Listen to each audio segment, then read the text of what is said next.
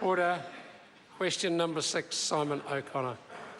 Thank you, Mr Speaker. My question's to the Minister of Health and asks, can he confirm that New Zealanders received 44 million subsidised prescriptions in 2015-16 and that this is over 10 million more compared to 8 years ago, an increase of 30%?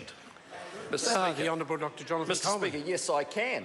Last year, 3.5 million individual New Zealanders received a subsidised medicine.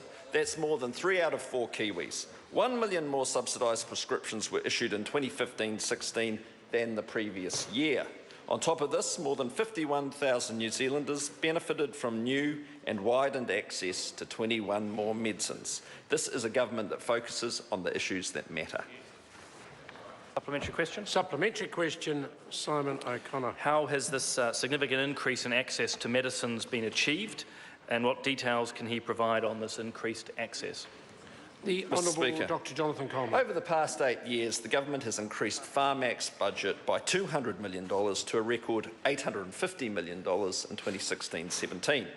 Over that time, nearly 170 new medicines have been subsidised and access has been widened to 245 medicines, directly benefiting over 800,000 New Zealanders.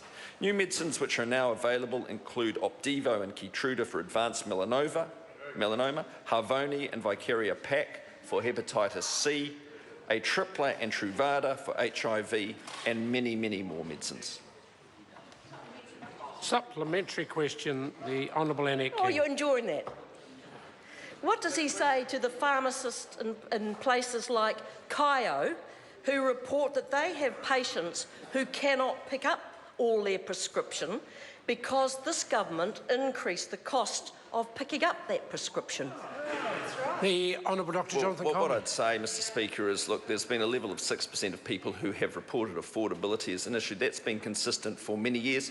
But as the Minister of Finance was saying earlier, this is the first government to raise benefits above the rate of inflation in 4 decades, as well as wages growing ahead of inflation. So overall, I reckon it's a pretty good package.